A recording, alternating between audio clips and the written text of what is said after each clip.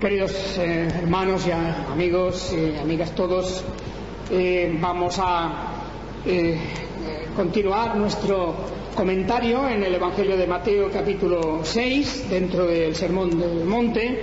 Hemos dejado ya pues el tema de la oración, y vamos ahora a entrar en este versículo 16 que nos presenta unas palabras del Señor Jesucristo en relación con la costumbre del ayuno, y vamos a ver algunas lecciones que podemos sacar de aquí. Y voy a hacer unos paréntesis de vez en cuando para dar un pequeño resumen en inglés para estos hermanos.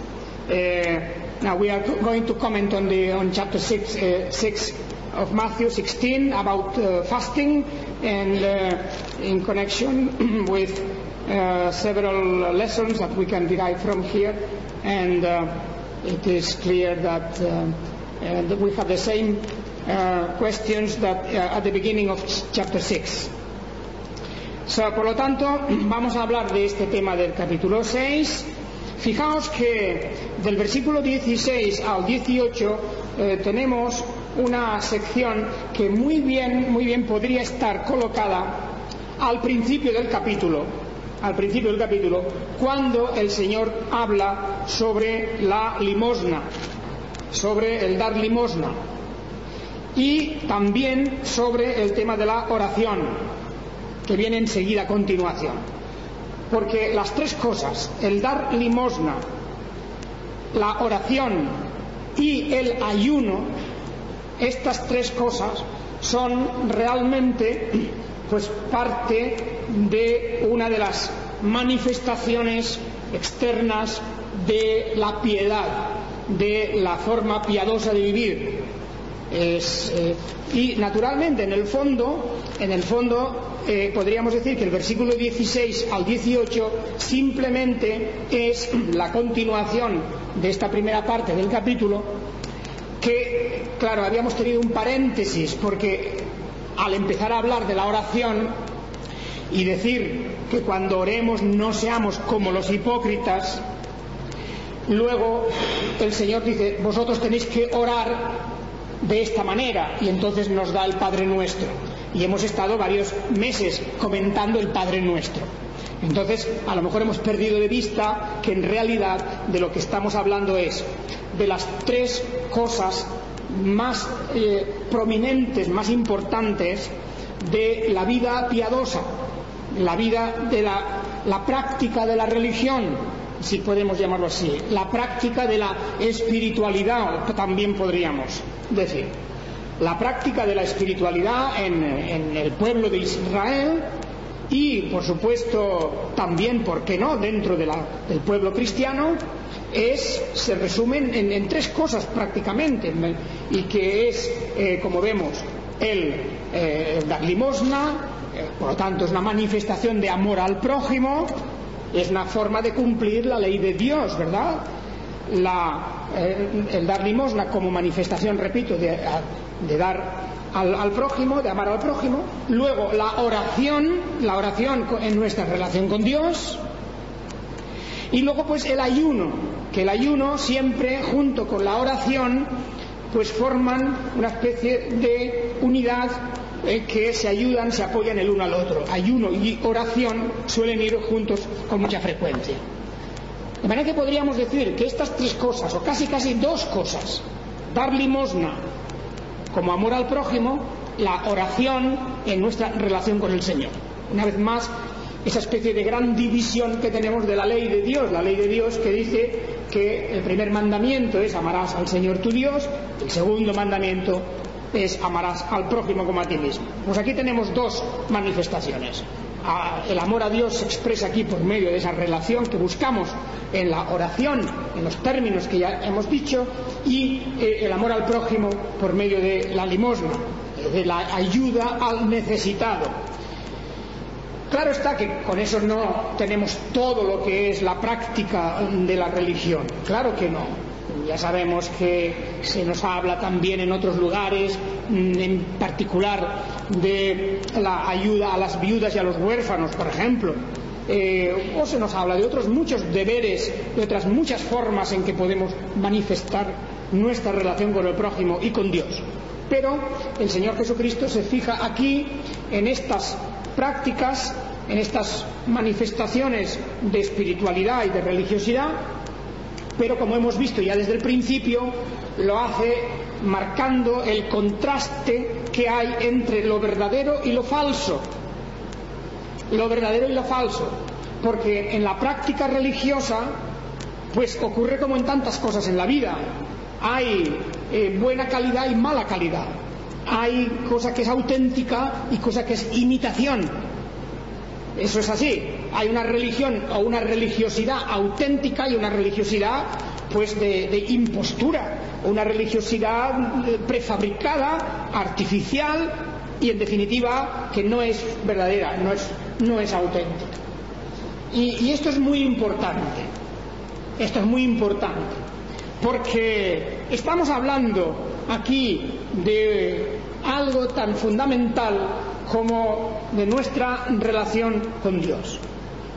Es decir, por lo que vemos en la Biblia, lo que vemos en las Escrituras, este Dios que se revela y manifiesta en esta palabra, en este libro, pues este Dios es un Dios que ama la verdad, ama lo auténtico, ama las cosas reales, no quiere ficciones, no quiere simplemente un decorado, porque eso no lleva a ninguna parte, no produce ningún beneficio tampoco. Todo lo que sea un decorado, todo lo que sea artificial y falso, pues se resuelve en sí mismo, se queda en eso, no tiene consecuencias, no produce un bienestar verdadero en el espíritu. De manera que lo vemos una y otra vez en el Antiguo Testamento. Dios, a través de los profetas, a veces conmina a su pueblo para que le entregue su corazón. Dios le dice, llega a decirle a Israel que no quiere sus sacrificios, porque estos se producían de una manera mecánica, de una forma automática, de una forma ya de rutina, y esos sacrificios eran por lo tanto pues para Dios como nada. Y Dios una y otra vez pide a su pueblo, requiere de su pueblo que le entregue su corazón. Es una manera de hablar como diciendo que los ritos, las ceremonias, las prácticas externas de la religiosidad están en segundo lugar, porque en primer lugar tiene que haber un corazón que ame verdaderamente a Dios, que conozca a Dios, que entienda las cosas de Dios y que por lo tanto con toda sinceridad luego quiera practicar, realizar algunas obras en honor y en gloria de ese Dios. Y naturalmente que esto se deriva de la propia naturaleza de Dios. Dios es un Dios real y verdadero. Él ama la verdad, Él es la verdad. Así que no podría Él aceptar nunca una práctica religiosa que fuese pues meramente de ficción. Fijaos que esto es muy diferente de otros sistemas religiosos, porque hay muchos sistemas religiosos que no les importa esta cuestión de la autenticidad. Para ellos lo que importa es que hay que realizar unas ceremonias, hay que hacer unos ritos, hay que cumplir unos ciertos mandamientos y no se preocupan de lo que hay dentro. Si uno lo hace a la fuerza o lo hace por rutina o si lo hace pensando en cualquier otra cosa mientras está actuando con eso no les importa. Infinidad de religiones no se cuidan para nada de lo que hay dentro del corazón en la práctica religiosa, y ellos se contentan con decir, mientras tú cumplas esto, mientras hagas esto, ya está bien. Tienes que ir al templo, por ejemplo, tienes que comer esto o lo otro, no comer lo otro, tienes que quemar el incienso, tienes que poner unas ofrendas a los ídolos, y mientras hagas eso, no importa lo que hay adentro del corazón, ellos no miran eso. La fe cristiana sí que mira eso. el Dios de la Biblia dice, no es suficiente hacer eso. Se tiene que hacer con un motivo verdadero.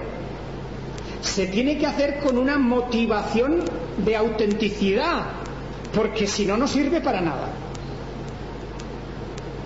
Esto es un poco como nos recuerda el apóstol Pablo, recordaréis, en 1 Corintios 13, al hablarnos del amor, y diferencia lo que es el amor de lo que son las prácticas religiosas. Las prácticas religiosas puramente se pueden hacer de una manera vacía y mecánica. Por ejemplo, si dice aquí que si uno tiene esto y lo otro, pero no tiene amor, no sirve de nada.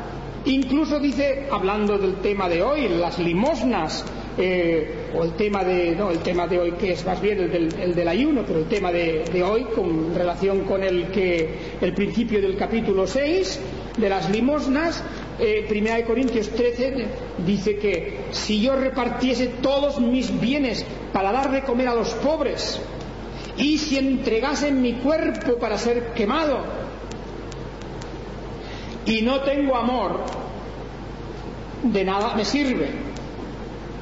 De manera que fijaos cómo hay toda una serie de cosas exteriores, que realmente hemos de cuidar de que vayan apoyadas y estén motivadas por una realidad interior, que es la auténtica sinceridad de hacer eso para la gloria, para la honra del Señor. Bien, en concreto tenemos aquí el tema del ayuno. ¿Cuándo ayunéis? ¿Cuándo ayunéis? En el pueblo de Israel y en las normas de la religiosidad de Israel, el ayuno tenía un lugar importante. Por ejemplo, por un lado era algo voluntario. La mayor parte de las veces el ayuno era una práctica voluntaria. Pues por ejemplo, una persona cuando tenía un gran conflicto, un problema grande o una tristeza profunda, una desgracia que había ocurrido, o cuando estaba en una situación de tensión grande, ayunaba, porque junto con el ayuno estaba la oración. Y por eso fijaos que hemos acabado meses ya, desde hace meses, de hablar de la oración. Hemos estado durante meses hablando de la oración, y ahora viene enseguida el ayuno, porque oración y ayuno van juntos. No se puede hacer el ayuno por sí mismo, por sí solo, no tiene sentido. Bueno, no tiene sentido religioso solo.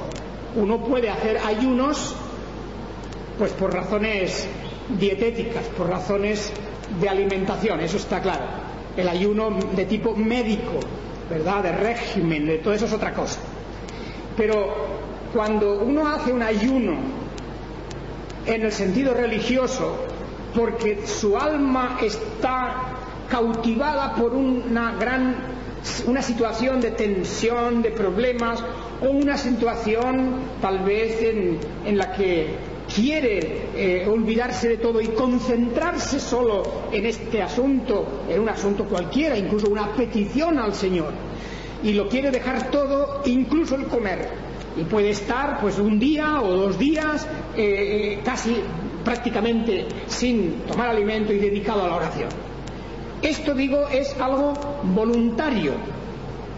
Es voluntario. El ayuno es voluntario, excepto cuando en el pueblo de Israel las autoridades, los dirigentes religiosos, incluso a veces los mismos dirigentes de la nación, convocaban al pueblo para ayunar. Y entonces toda la comunidad de Israel, todo el pueblo de Israel ayunaba delante de un gran peligro, de una gran amenaza, de una situación crítica que requería ayunar y orar al Señor, las dos cosas siempre juntas. De manera que solamente el ayuno era obligado vamos a decir obligado, tampoco es que hubiera ningún control sobre nadie, pero siempre era voluntario, por supuesto. Pero la iniciativa unas veces la tomaba la propia persona y otras veces la tomaban las autoridades, profetas o sacerdotes o reyes. Podían convocar en momentos especiales ayuno para el pueblo de Dios, y ese ayuno era entonces acompañado de la oración. Clamaban al Señor día y noche, se concentraba el pueblo de Dios, oraba y pedía, y no tenían reposo, no comían, no se abstenían de todo, porque su mente, su corazón estaba centrado en el ayuno y la oración. Bien, pues eso era lo que en general podemos ver y decir sobre ese ayuno en las Escrituras. Y claro está que diríamos que poco a poco se fue extendiendo, se fue haciendo una práctica individual, personal, de alguien que quería pedir al Señor algo y que quería, pues, como vemos, expresar su situación, digamos, de búsqueda del rostro del Señor, una situación en la que quería acercarse más profundamente a Dios a través de esta oración. Acordémonos, pues, de Daniel ayunando, por ejemplo, y muchas otras ocasiones. David ayunó en muchísimas ocasiones.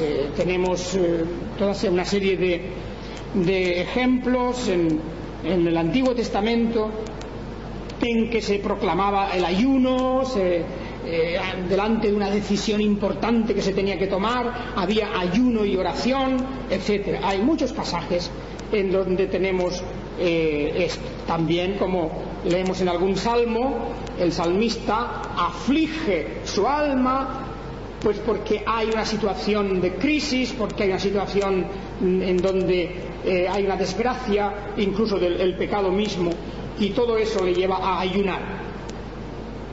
Bien, cuando el Señor Jesucristo estuvo en este mundo y en la tierra de Israel, allí tenemos que se encuentra con aquel grupo de personas que se llaman fariseos, gente muy religiosa, pero gente, como ya sabemos, gente que recibe una dura crítica del Señor, porque para ellos la religión no era cosa del corazón, no era cosa de ser auténticos. Para los fariseos la religión consistía en hacer unos ritos, en cumplir unos ritos, y si lo hacían ya estaba bien, no importaba lo que en su interior hubiera, según ellos. De manera que, por lo tanto, tenían eso, y además incluso procuraban usar la religiosidad para ganarse la admiración de la gente, para que los vieran y para que contemplaran su religiosidad, y claro está, para que los alabaran a ellos. Esto lo hacían con la limosna, lo hacían con la oración y lo hacían con el ayuno, con las tres cosas que componen principalmente la expresión de la religiosidad externamente. Con estas tres cosas siempre tan famosas, limosna, oración y ayuno, ellos, los fariseos, querían que sobre todo se supiera, que todos lo vieran, que les alabaran por esto, que en definitiva les tuvieran por gente religiosa y piadosa, a través de que ellos lo hacían siempre en público. La limosna la hacían en público, tan en público que hacían tocar trompetas. Es decir, que uno iba tranquilamente por la calle y de repente la trompeta se refiere al shofar, aquel cuerno de carnero ¿verdad?, que hacían sonar, era la única trompeta que tenían los judíos.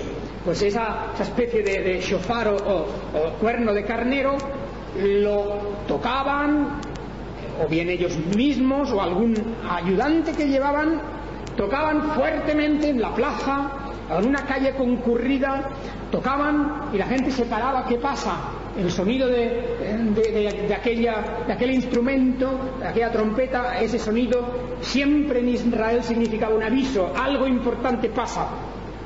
Y cuando la gente se giraba para mirar, allí estaba el fariseo, vestido con sus ropas llamativas, y allí estaba dándole la limosna ceremoniosamente, teatralmente, dando su limosna a aquel pobre que estaba allí, aquel mendigo en la plaza pública. Y lo hacían así, y tocaban la trompeta. Esto no es una exageración, no, lo hacían así porque querían llamar la atención, como diciendo, mirad cómo hago yo esto. Y lo hacían, daban su limosna a aquella pobre persona, llamando primero la atención. Lo mismo con las oraciones. No se iban ellos a su casa y dentro de su cámara en secreto oraban al Señor. No. La oración para ellos no era eso.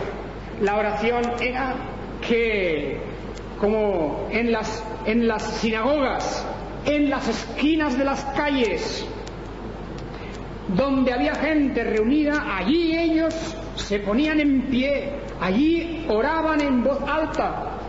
Y, como dice aquí, para ser vistos de los hombres. Sus oraciones eran una exhibición de religiosidad, solamente eso. Y, naturalmente, aquí también con el ayuno, que es lo que hoy estamos comentando, el ayuno igual. ¿Cómo demostrarían que ayunaban? ¿Cómo se podría demostrar que ayunaban? No se podía tocar trompeta, no se podía poner en la esquina, eso no era forma de anunciar un ayuno. Por lo tanto, ¿qué es lo que hacían? Pues procuraban que su rostro, su aspecto, fuese de lo más ruinoso posible. Procuraban que su aspecto fuera fatal, como si se encontrasen horriblemente. Cuando una persona está enferma, cuando una persona no puede más, cuando alguien va casi como a rastras, y así incluso se pintaban la cara para parecer más blanca, como si ya no tuvieran fuerzas, pálidos. Y así dice que andaban, los demudan sus rostros. En esa palabra demudar su rostro significa, pues eso, no solamente cambiarlo de aspecto para que aparezca mal, sino incluso ayudarlo. Se maquillaban para parecer lo contrario del maquillaje normal. El maquillaje normal es para parecer que uno está mejor, pero al contrario, ellos se maquillaban con colores y formas que parecían que ya estaban al borde de la muerte. Esa era la manera de exhibir su religiosidad. El Señor Jesucristo, por lo tanto, les dice, pues no, cuando ayunes, al contrario, dice, unge tu cabeza y lava tu rostro. Lavarlo precisamente por eso, porque quitarse todas esas pinturas y maquillaje, ponían ceniza y otras cremas y todo para parecer horrible, y sus pelos despeinados, cabellos, etcétera, presentaban una imagen fatal.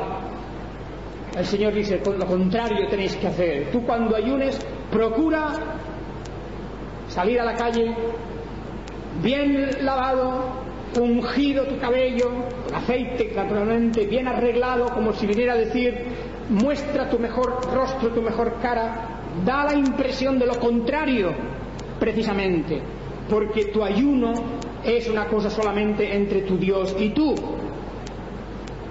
Como también la limosna es una cosa entre tu Dios y tú, y la oración es una cosa entre tu Dios y tú.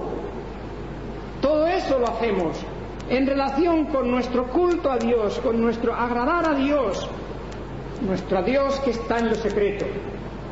Y por lo tanto debemos de tener esa práctica de autenticidad. Bien, esa es la manera de... Claro, todo esto significaba una cierta revolución en la historia del pueblo de Dios, porque ya sabéis que cuando la gente no siente de verdad las cosas religiosas, pues tiene que andar con apariencias. Tiene que andar con apariencias. Y en la Biblia lo que vemos es que Dios no nos pide que seamos héroes de la fe. No. Y Dios sabe perfectamente de nuestras debilidades y sabe que hemos caído y que caemos, y Dios conoce eso. Y Dios conoce que tal vez nuestra fe no es enorme, que tal vez es un poquito, esa fe es pequeña. Y Dios sabe todas las cosas acerca de nosotros. Y por lo tanto, en su misericordia y en su amor, ese Dios es un Dios tolerante en ese aspecto. Pero donde Dios no tolera y donde Dios no pasa por alto nunca nada, es en la cuestión de la falsedad o autenticidad de las cosas. Es decir, que Dios no acepta lo que es falso, no acepta la religiosidad por motivos falsos, y Dios no acepta las apariencias de las cosas, nunca. No podemos ni engañar a Dios ni podemos contentar a Dios con apariencias. Y siempre que se hace algo para que trascienda a los demás y lo vean los demás y piensen mejor de nosotros, y en fin, y todo ese mecanismo a veces muy sutil, se puede hacer de una manera muy fina, pues Dios nunca resulta engañado, porque como Él conoce el corazón y conoce nuestros pensamientos mejor que nosotros mismos, resulta que jamás tenemos ni una posibilidad de tener una recompensa de Él. La religión falsa se recompensa consigo misma. Por eso dice el Señor, ya tienen su recompensa. No se puede conseguir una recompensa de parte de Dios. Si buscas la alabanza de los hombres y la consigues, bien, ya está, tu recompensa es eso. Tendrás alabanza de los hombres. Uno puede crearse una aureola de piadoso, puede crearse una buena fama de religioso, puede tener delante de los demás, pues diríamos una especie de imagen de persona piadosa y de persona auténtica. Pero a Dios no lo engañamos. ¿Y os acordáis de la historia famosa de Ananías y Zafira, aquella pareja que también ellos quisieron dar y ofrendar y querían un poco como imitar lo que espontáneamente, nadie se los había mandado, nadie les había dicho nada, pero ellos querían imitar. Todos, muchos discípulos, muchos creyentes vendieron sus posesiones y las entregaron a los apóstoles porque había una situación de emergencia, era un momento difícil, había mucha gente, hermanos cristianos que habían sido expulsados de la sinagoga, expulsados de sus casas, gente que se había quedado sin trabajo, todo esto que ocurre cuando hay una persecución religiosa. Eso les estaba pasando en los primeros momentos de la iglesia cristiana en Jerusalén, y por eso algunos vendieron sus posesiones. Y lo que vendieron lo dieron a los apóstoles para que ellos lo administraran, lo repartieran a los necesitados que habían allí. Y se habían juntado miles de personas, no era poca cosa.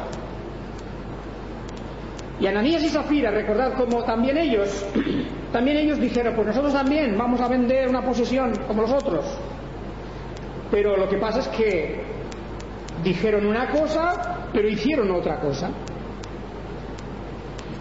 Y claro, la falsedad de Ananías y Zafira fue una falsedad, además absurda, no necesaria, porque como se les dice allí, Pedro les increpó y les dijo, pues nadie os obligaba a vender aquello, si lo hubierais retenido pues se quedaba para vosotros, nadie os iba a criticar, no era obligatorio, lo hubierais quedado, pues ya está, pero vosotros habéis querido estar en el grupo de los que vendían y entregaban eso para ayudar a otros. Vosotros queríais figurar como generosos.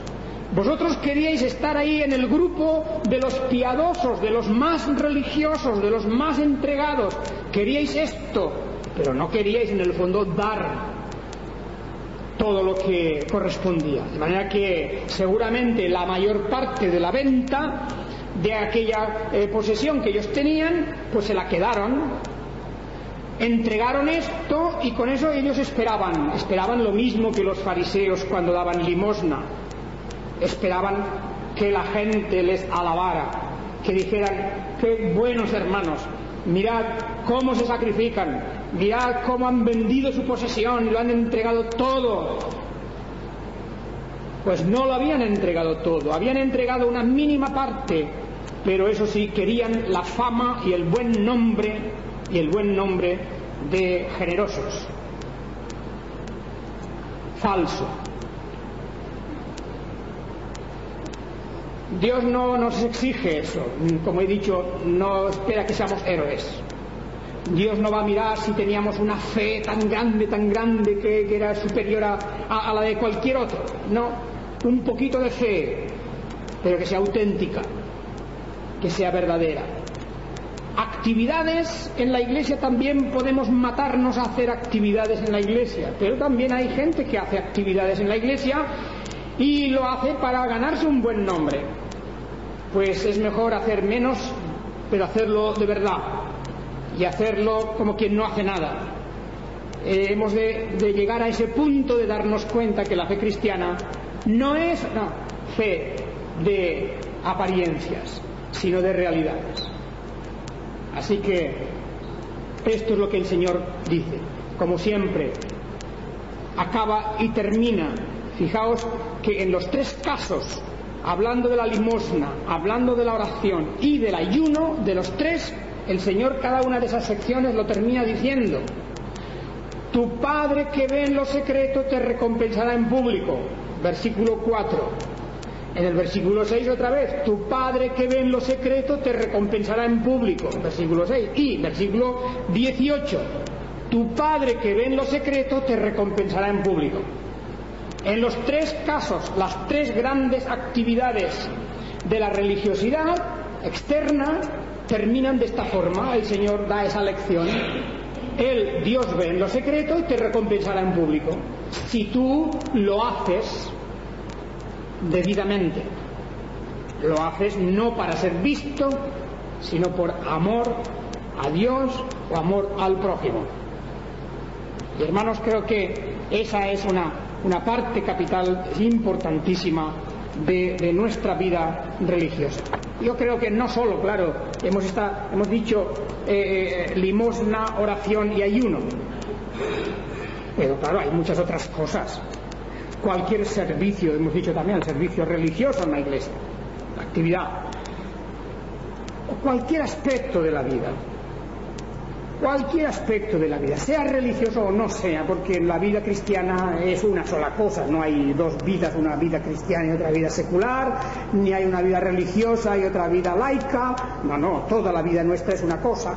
Por tanto, todo lo que hacemos, sea en nuestro trabajo, sea en nuestra relación familiar, sea en nuestra relación eclesiástica, sea en todo lo que hagamos,